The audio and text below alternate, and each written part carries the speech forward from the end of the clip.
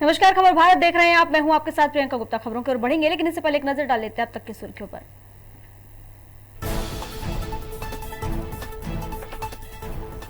पूर्व मुख्यमंत्री कमलनाथ ने राज्यपाल से की मुलाकात। राजनीतिक मुद्दों को लेकर की चर्चा। कहा, प्रदेश में SC/ST वर्ग नहीं है सुरक्षित।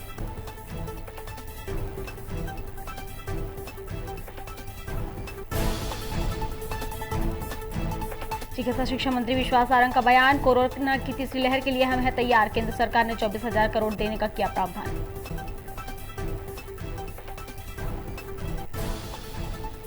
रतलाम में आदिवासियों को करोड़ों रुपए की भूमि का मिला हक। कलेक्टर ने दिलाया न्याय। प्रकरण किया गया था दर्ज।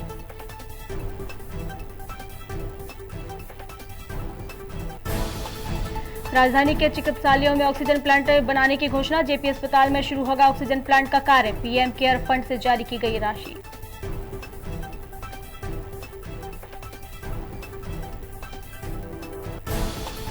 और शाहजहांपुर कलेक्टर ने समीक्षा बैठक में दिए निर्देश। कहा, डोज अनुसार ही टोकन करें वितरण। अब पुलिस पटवारी और चौकीदार को सेंटर पर ड्यूटी के आदेश। और अब खबर विस्तार से। मध्य प्रदेश के पूर्व मुख्यमंत्री कमलनाथ ने प्रदेश के नवागत राज्यपाल मंगू भाई छगन भाई पटेल से राजभवन पहुंचकर मुलाकात की। उन्होंने प्रदेश की राजनीतिक हालातों पर चर्चा की। वहीं मीडिया से चर्चा करते हुए कमलनाथ ने कहा कि राज्यपाल से SC/ST वर्ग के लोगों की असुरक्षा को लेकर चर्चा की है। साथ ही कमलनाथ ने राज्यपाल की तारीफ करते हुए कहा कि उन्हें आदिवासियों के बीच में समाज सेवा का अनुभव है। इस दौरान कमलनाथ ने कई मुद्दों पर चर्चा की है।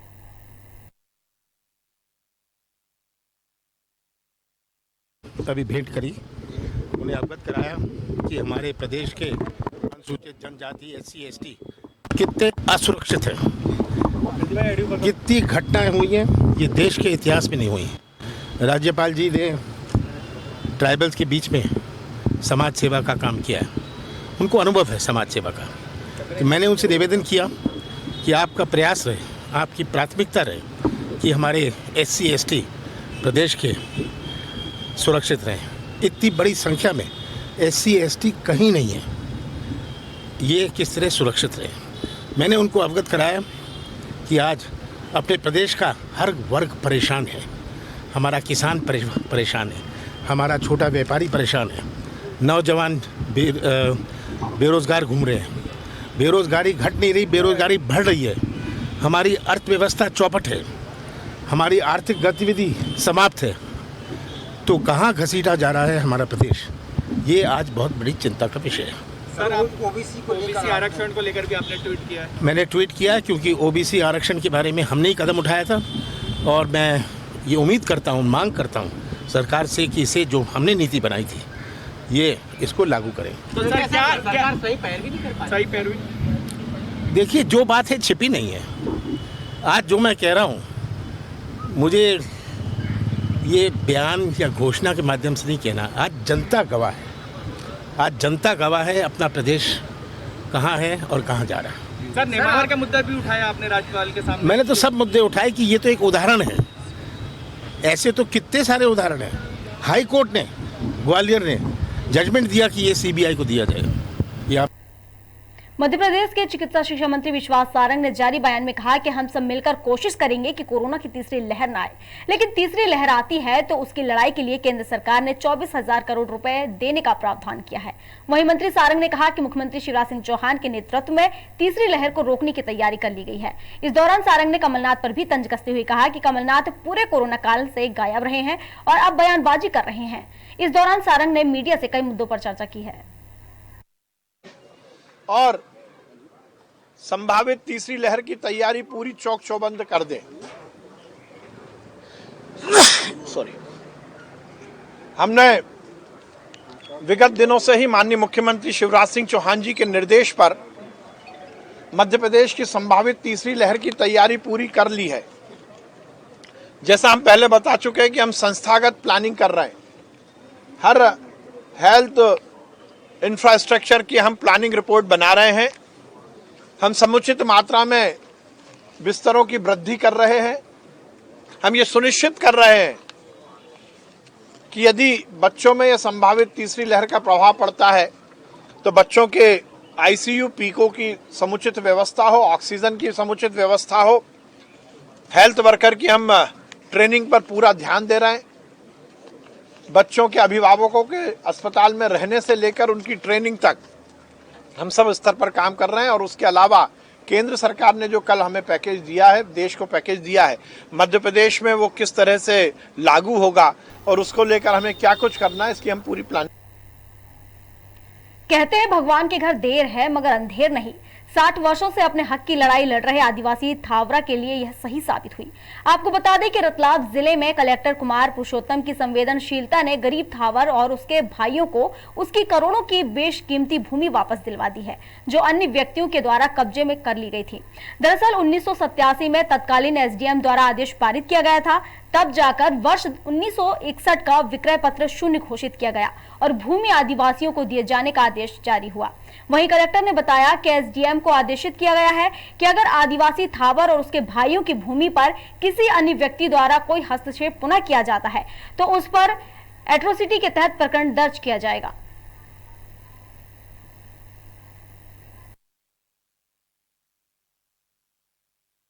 आपने कार्य किया है और उसके अंदर कितने समय से वो आदमी परेशान हुआ है? देखिए, एक आदिवासी परिवार था जिसके पास 17-18 बीघा जमीन थी और 1961 में गलती से या धोखे से किसी व्यक्ति ने उसे खरीद लिया। जो प्रावधान है उसके अंतर्गत उसने कोर्ट में, एसडीएम कोर्ट में केस लगाया। 1987 में जाके एसडीएम ने निर्णय दिया कि ये ज़मीन जो है ये आदिवासी की ज़मीन है, गलत तरीके से उसके साथ उसे लिया गया है, अतः उसके नाम पे अंकित कर दिया गया है। 87 के बाद से जो संबंधित पक्ष था वो डिफरेंट कोर्ट में गए, कमिश्नर के अपील में गए, राजस्व मंडल में गए। हर जगह से एसडीएम का जो आदेश था उसको सही माना गया और ये कहा गया कि ये ज़मीन आदिवासी की है। परंतु उस दरमियान कभी भी किसी ने राजधानी भोपाल के जयप्रकाश चिकित्सालय में जल्द ही ऑक्सीजन प्लांट की शुरुआत की जाएगी। इस संबंध में अस्पताल अधीक्षक डॉक्टर राकेश श्रीवास्तव ने बताया कि ऑक्सीजन प्लांट लग चुका है, जल्द ही इसकी शुरुआत की जाएगी। आपको बता दें कि केंद्र सरकार ने पीएम फंड केयर से देश के सभी जिला चिकित्सालयों में ऑक्सीजन प्लांट बनाने की घोषणा की थी।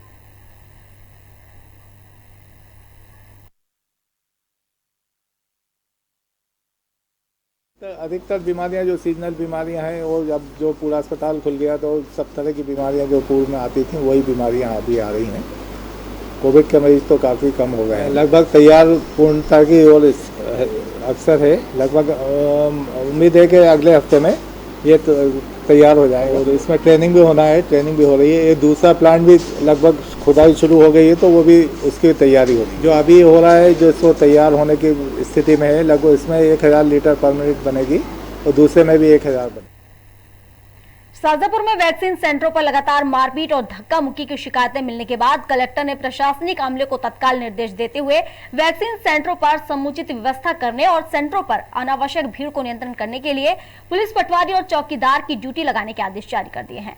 कलेक्टर ने जिले के सीएमओ को कहा है कि डोज अनुसार ही टोकन का वितरण करें।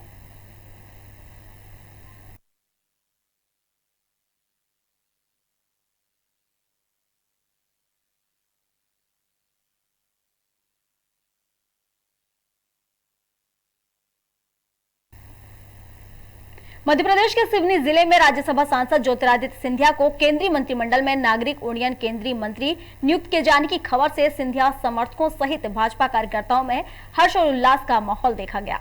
वहीं देश के प्रधानमंत्री नरेंद्र मोदी, गृह मंत्री अमित शाह, राष्ट्रीय अध्यक्ष जेपी नड्डा, प्रदेश अध्यक्ष वी डी शर्मा और प्रभावशाली भाजपा के दिग्गज नेताओं की सर्वसम्मति से केंद्रीय मंत्रिमंडल में राज्यसभा सांसद ज्योतिरादित्य सिंधिया को केंद्रीय नागरिक उड्डयन मंत्री पद से सम्मानित किया गया।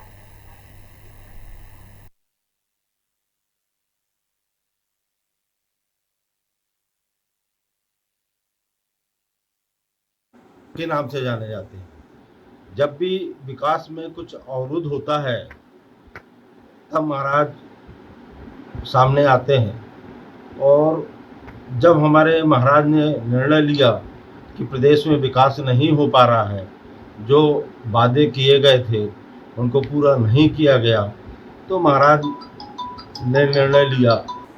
एक विकास पुरुष के नाम से जाने जाते हैं और पूर्व में इनके जो पिताजी हैं ये भी भारतीय जनता पार्टी से मुरैना से सांसद रह चुके हैं।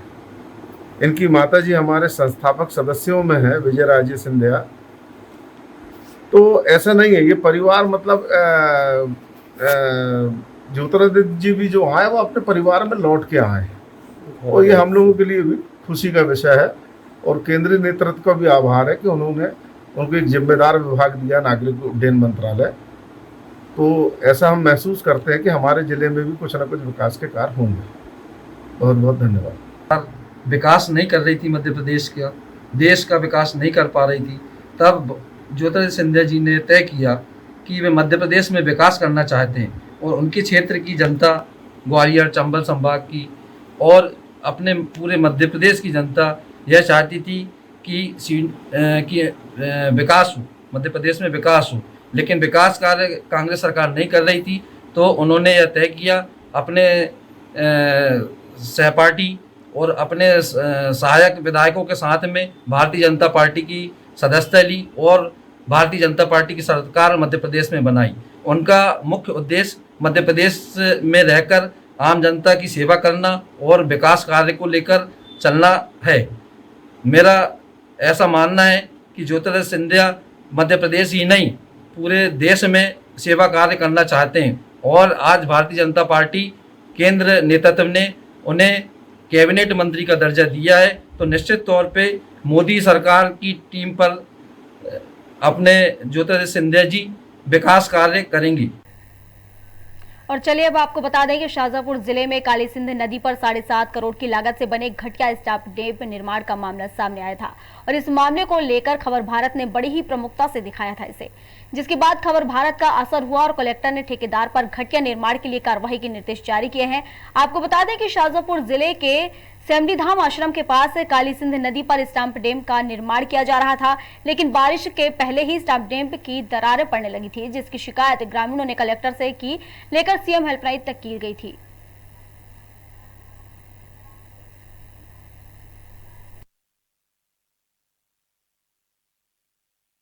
सभी घटिया काम किया है जो ठेकेदार ने किया है वो, और उसकी शिकायत भी हो रही है। गाँव वाले ने भी शिकायत की है और सिंचाई विभाग में भी हुई है शिकायत, सीएम हेल्पलाइन पे भी शिकायत की है, लेकिन कोई कार्रवाई नहीं हुई उसकी। तहसील में मोदी करके वो चले गए यहाँ से और हम कलेक्टर साहब भी आए थे, कलेक्टर साहब ने भी निर्देश दिया था, लेकिन उन्होंने कुछ भी नहीं किया उसका। सभी ऐसा घटिया काम करा। वो देख ले, ये इधर पूरे बाटे भी जमे उसमें कोई रेत नहीं लगी है, कोई चोरी नहीं लगी उसमें। सभी ऐसा घटिया काम करे, लेकिन कोई लोड नहीं लिया किसी ने भी। गाँव वाले ने शिकायत की थी, लेकिन शिकायत तो कोई खनिज साधन श्रम विभाग मंत्री बृजेंद्र प्रताप सिंह को होशंगाबाद जिले का प्रभारी मंत्री बनाया गया है। इस मौके पर भाजपा किसान मोर्चा प्रदेश अध्यक्ष चौधरी दर्शन सिंह ने मंत्री बृजेंद्र प्रताप सिंह से मुलाकात की और उन्हें शुभकामनाएं भी दी। वहीं चौधरी दर्शन सिंह ने मंत्री से चर्चा करते हुए कहा कि प्रदेश में निर्धारित रेत खदानों के लिए कांग्रेस द्वारा लाई गई एकाधिक नीति में सुधार किया जाए, साथ ही ग्राम पंचायतों में होने वाले निर्माण कार्यों का प्रधानमंत्री आवास के लिए रेत लेने की अनुमति दी जाए। इस दौरान चौधरी दर्शन सिंह ने कई मुद्दों पर चर्चा की है। के प्रतिनिधिमंडल ने हमारे होशंगाबाद और सिंगरौली जिले के प्रभारी मंत्री जो अभी नवनियुक्त हुए हैं आदरणीय बृजेंद्र प्रताप सिंह जी, उनको किसान मोर्चा की ओर से धन्यवाद दिया गया और साथ में उनसे आग्रह किया गया, पूर्व में भी उनके पास ये प्रभार के जिले रहे हैं और निश्चित ही उनकी कार्यशैली भी बहुत अच्छी पहले से रही है और विशेषकर खनिज को लेकर है। होशंगाबाद खनिज में नंबर 1 का जिला माना जाता है। उसी के आधार पर उनसे चर्चा करते हुए ये भी सुखद अनुभूति हुई, गांव में भी किसानों को भी उनके मूल संसाधनों पर धरती मैया सबकी है, उसका अधिकार होना चाहिए। मंत्री जी भी उस बात में सहमत है। सुजालपुर के काला पीपल में युवक कांग्रेस का सोशल मीडिया प्रशिक्षण शिविर आयोजित किया गया, जिसमें काला पीपल के कांग्रेस से विधायक, कांग्रेस जिला अध्यक्ष सहित बड़ी संख्या में कांग्रेस कार्यकर्ताओं ने भाग लिया। विधायक ने भाजपा पर तंज कसते हुए कहा कि भारतीय जनता पार्टी देश में बढ़ती महंगाई से आमजनों का ध्यान भटकाने के लिए धर्म की राजनीति कर रही है। क्योंकि 15 साल तो हमने कोई गौशाला बनाई नहीं थी और 15 साल गौशालाओं को बंद करने का काम करा था। अब ये बात को भाषण दे देते कि गाय के ऊपर लड़ उड़ा के इंसान को तो मार सकते भारतीय जनता पार्टी वाले, पर अब गाय की सेवा की बात आ रही है तो आपको मालूम है क्या स्थिति करी है। पहले कांग्रेस सरकार थी 20 रुपए रोज एक गाय के लिए देते थे, कितने देते थे? 20 रुपए रोज। अगर 100 गाय लगभग 60,000 रुपए महीना। और इतना लगता भी है क्योंकि आपको गाय को भूसा खिलाना है, सारा चारा खिलाना है, फिर एक चौकीदार रखना है और सारी व्यवस्थाएं करना है, तो पैसा इतना लगता था। अब ये जो गाय के भाषण और लट चलाने वाली सरकार आई है, इसने क्या करा, और जिस गद्दार के कारण उस गाय का चारा खत्म हो गया और आज तक 1 भी रुपया कांग्रेस सरकार जाने के बाद नहीं आ रहा। बुंदेलखंड किसान यूनियन के वरिष्ठ अधिकारी एवं राष्ट्रीय उपाध्यक्ष के नेतृत्व में संयुक्त किसान मोर्चा ने जिला मुख्यालयों पर केंद्र सरकार के खिलाफ बढ़ती डीजल, पेट्रोल और रसोई की कीमतों के कारण कार्यकर्ताओं ने राष्ट्रपति के नाम ज्ञापन सौंपा है। उन्होंने कहा है कि आए दिन डीजल, पेट्रोल के दामों में लगातार बढ़ोतरी की जा रही है, जिसके चलते किसान लगातार परेशान है।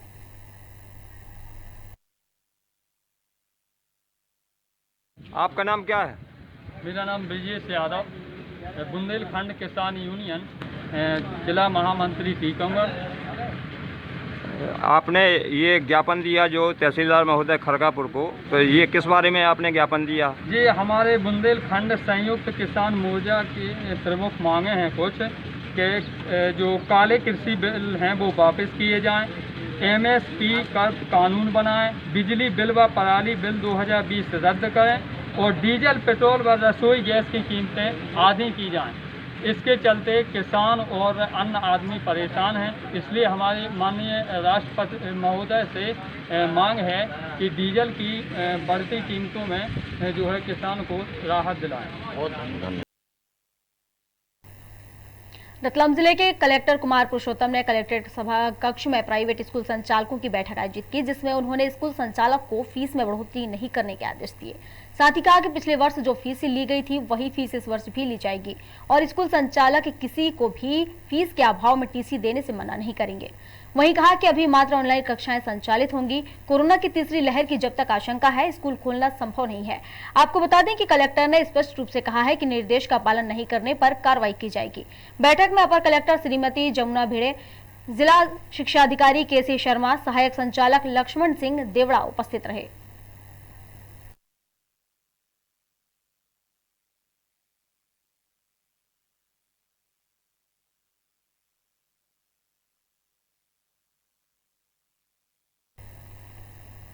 देवास जिले में 10,000 की रिश्वत लेते तहसीलदार के कंप्यूटर ऑपरेटर को गिरफ्तार किया गया है। दरअसल शिकायतकर्ता गणेश जाट ने EOW उज्जैन पुलिस अधीक्षक की शिकायत की थी।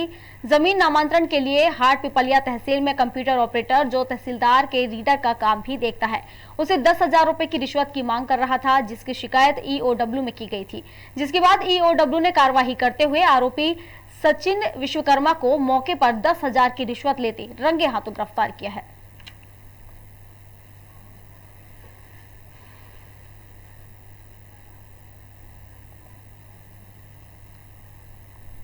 सर क्या नाम है सर आपका? और गणेश जाट। मामला है सर, ये मेरा नामांतरण, रजिस्ट्री नामांतरण था, एक बंटवारा था। मैंने कई बार इनको बोला, सभी को बोला, लेकिन ये पैसे के बगैर हाई नहीं कर रहे। फिर मैंने कल मेरे सचिन बाबू जी से बात हुई, जिन्होंने कल 2,000 रुपये देने को बोला था मुझे। बोले 2,000 रुपये दे जाना, बाकी के 8 तारीख को दे जाना। आज मेरी पेशी थी, इस विषय में मैंने फिर 10,000 रुपये की व्यवस्था की दूसरों से, और यहाँ पर 10,000 रुपये सचिन बाबू जी को दिया। उनके 3 प्रकरण, एक बंटवारे का और 2 नामांतरण के यहाँ पे पेंडिंग थे। विगत 4-5 माह से लगातार वो यहाँ पे चक्कर लगा रहा था, किंतु उसके जो आवेदन था उसके ऊपर कोई कार्रवाई नहीं हो रही थी। बार बार चक्कर लगाने पर उसको यहाँ पर जो ऑपरेटर है, कंप्यूटर ऑपरेटर सचिन विश्वकर्मा, उसके द्वारा 10,000 रुपये की रिश्वत मांगी गई और उसके काम को तभी होना बताया गया जब वो रिश्वत के 10,000 रुपये दे देगा। अगर वो नहीं देता है तो उसका काम नहीं किया जाएगा। परेशान होकर उसने EOW उज्जैन के SP श्री दिलीप सोनी साहब को आवेदन दिया।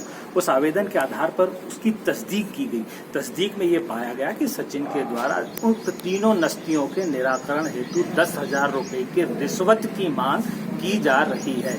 जब ये पूरा तस्दीक हो गई तो उसके पश्चात हमने फरियादी और आवेदक श्री गणेश जाट को फरियादी को 10,000 रुपए के नोट देकर यहाँ पे रवाना किया। राजधानी भोपाल में एक आवेदक की शिकायत पर ग्राम पंचायत की रोजगार सहायिका एवं उनके शिक्षक पति को 50,000 रुपए में से 20,000 रुपए लेते रंगे हाथों गिरफ्तार किया गया है। आपको बता दें कि आवेदक सड़कों का निर्माण योजना के अंतर्गत कर रहा है, जिसमें मशीनी कार्य के भुगतान के लिए 30,000 से अधिक और 50,000 रुपए देने का दबाव बनाया गया। वहीं आरोपियों के विरुद्ध धारा 77A एवं 12 भ्रष्टाचार निवारण अधिनियम के प्रकरण दर्ज कर कार्रवाई की जा रही है।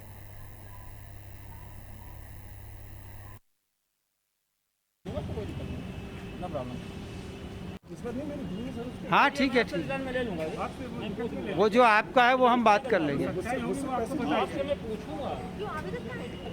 अभी हम अपनी आपको अपनी बात कहने का पूरा समय मिलेगा। दिया जाएगा, कोई जबरदस्ती नहीं करेंगे, लेकिन जो कार्रवाई हमारी पूरी पूरी होने दो, है ना? अभी आप प्लीज शांत रहें, मैं आपसे ही पूछूंगा, उससे ही पूछूंगा, तो कोई दिक्कत नहीं, नो प्रॉब्लम। काय के पैसे थे ये आपके, क्या बता रहे हो आप? मुझसे उधार लिए मुझसे उसने। आप हाँ ठीक है, ठीक। मैं ले लूंगा, वो जो आपका है वो हम बात कर लेंगे। आपसे मैं पूछूंगा। अभी हम अपनी आपको अपनी बात कहने का पूरा समय मिलेगा। दिया जाएगा, कोई जबरदस्ती नहीं करेंगे, लेकिन जो कार्रवाई हमारी पूरी पूरी होने दो, है ना? मध्य प्रदेश पुलिस ने नक्सलियों को हथियार सप्लाई करने वाले गिरोह का पर्दाफाश किया है। आईजी एंटी नक्सल ऑपरेशन में ने प्रेस कॉन्फ्रेंसिंग कर बताया कि बालाघाट से 8 आरोपियों को हथियार, विस्फोटक सामग्री और 4 पहिया वाहन के साथ गिरफ्तार किया गया है। तो ये करीब 8-10 साल से नक्सलियों के साथ जुड़ा था। घनश्याम जो है पहले ही, इससे पहले मतलब बालाघाट और राजनांदगांव की पुलिस के रडार में पहले से था, लेकिन इसका इस गैंग के साथ कांटेक्ट था ये तो हम ये नहीं पता था, लेकिन नक्सलियों के साथ इसके वहीं का रहने वाला है, ये पड़ोसरा का ही रहने वाला है, गढ़चिरौली के साथ का ही रहने वाला है, बाहर का नहीं है ये। तो ये तो लगातार नक्सलियों के साथ बना रहता था, उनका कोई रेगुलर सदस्य नहीं था, लेकिन उनके साथ उनको सामान देने की ये ऐसी सूचनाएं थी।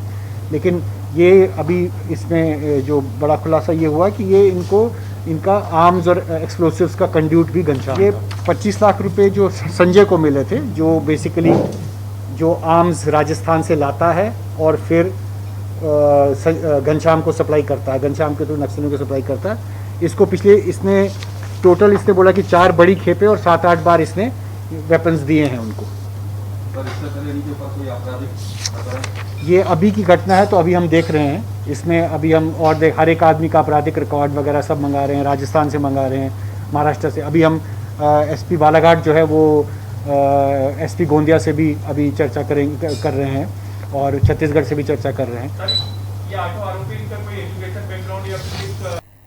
आगरमालवा जिले के सुसनेर में कांग्रेस के सेवा दल द्वारा मंत्री सज्जन सिंह वर्मा और रसोई गैस, पेट्रोल, डीजल की मूल्य वृद्धि के खिलाफ झूठा प्रकरण दर्ज करने के विरोध में राज्यपाल के नाम एसडीएम को ज्ञापन सौंपा गया। इस अवसर पर वरिष्ठ कांग्रेस नेता, प्रदेश कांग्रेस सेवा दल संगठन सचिव, सेवा दल अध्यक्ष, ब्लॉक शहर कांग्रेस अध्यक्ष सहित कई लोग उपस्थित रहे।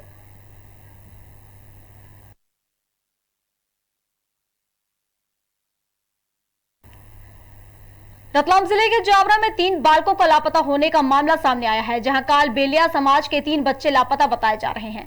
आपको बता दें कि बच्चों के परिजनों ने पुलिस चौकी पर शिकायत दर्ज कराई, जिस पर पुलिस ने गंभीरता दिखाते हुए अपहरण की धारा 363 में मामला दर्ज कर तीनों बच्चों की तलाश शुरू कर दी है।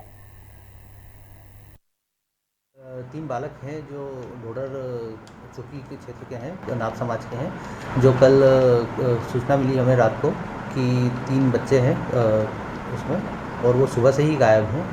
ये बच्चे कहाँ के रहने वाले थे, क्या स्थिति इनकी परिवार की? ये ढोडर के रहने वाले हैं उसमें, और कालबेलिया समाज के हैं उसमें, और इनके घरों से इन्होंने कुछ सामान लेने के लिए बाहर भेजा गया था, तो ये दिन में आए नहीं वापस, और शाम को फिर इनके परिजन आए और इन्होंने हमें सूचना दी, तो इस पर अभी हमने कायमी कर ली है और इनकी खोजबीन जारी है। इसमें 363 के अंतर्गत एफआईआर की गई है। अच्छा, इसमें बालक है या बालिका है? बालक है, बालक। 3 बालक? जी, बालक। ठीक सर।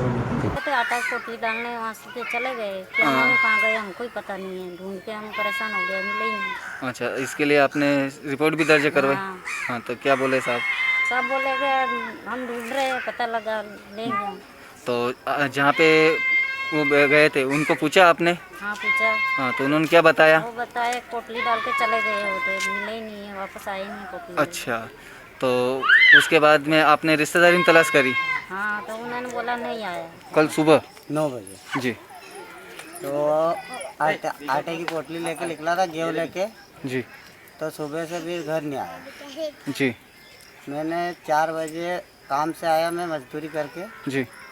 उसके बाद मैंने उसकी खोज की, मिला ही नहीं जी। कहाँ खोज की आपने? मैंने अपने ढोडर में जी, फिर रेलवे स्टेशन जी, फिर फतेहगढ़ जी, हमारा यहाँ परवलिया जी। परिवार में सब दूर खोज करी आपने? फिर उसके बाद हमने रिपोर्ट दर्ज की। मध्य प्रदेश के भोपाल में प्राइवेट स्कूल एसोसिएशन ने भी अब सरकार के खिलाफ अपना मोर्चा खोल दिया है। आपको बता दें कि एसोसिएशन ने 8 सूत्री मांगों को लेकर सरकार को अल्टीमेटम दिया है, जिसके बाद मांगों पर विचार नहीं किया जाता है तो प्रदेश भर के निजी स्कूलों में अनिश्चितकालीन के लिए ताले लगाकर विरोध किया जाएगा।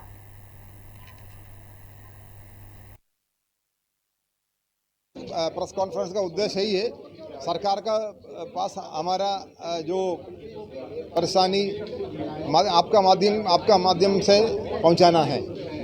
और आज पिछले 1.5 साल से स्कूल आर्थिक रूप से परेशान है, ऑनलाइन क्लासेस चला रहे। सरकार ने 10वीं और 12वीं का परीक्षा भी कैंसिल कर दिया, इसलिए बच्चों को दिमाग में भी एक फीलिंग आ रही, हमें पढ़ने की ज़रूरत नहीं है, हम तो वैसे पास हो जाएगा। और इसी बहाने पेरेंट्स फीस देने के लिए बिल्कुल तैयार नहीं हो रहे। लेकिन हमारा स्कूल का खर्चा में कोई कमी नहीं हुआ, हमारा टीचर्स का सैलरी हमें बराबर देना है, हमारा बाकी सारे खर्चा बराबर है, सरकार की तरफ से कोई सहयोग नहीं मिल रहे। इसलिए हम माननीय मुख्यमंत्री से ये निवेदन करना चाहता हूँ, आप मध्य प्रदेश के सारे प्राइवेट विद्यालयों को एक आर्थिक पैकेज बना के दे दीजिए, क्योंकि हम हमारा खर्चे को कम से कम मैनेज कर सकता है। और अभी कोरोना का सबसे बॉटम लाइन में हम लोग खड़ा है। आज मध्य प्रदेश में 40, 30, 25 केसेस आता है रोज। इस माहौल में अगर स्कूल नहीं खुलेगा तो आप कब खुलेगा? तीसरा कोरोना का लहर का बात कर रहे हैं आप, कोई साइंटिफिक प्रूफ आपके पास है नहीं है। इसके लिए आप हमें खराब नहीं करना चाहिए, जल्दी से जल्दी स्कूल बड़े बच्चों के लिए कम से कम खोलना चाहिए, शिक्षा को आगे रखना है। बिल्कुल हाँ, हम तो 12 तारीख से, अगर सरकार हमारा जो मांगे अगर नहीं माने तो हम 12 तारीख से ऑनलाइन क्लासेस बंद कर दें। खबर भारत में खबरों का सिलसिला लगातार जारी रहेगा। फिलहाल इस बुलेटिन बस इतना ही। अधिक अपडेट्स के लिए आप बने रहिए खबर भारत के साथ। नमस्कार।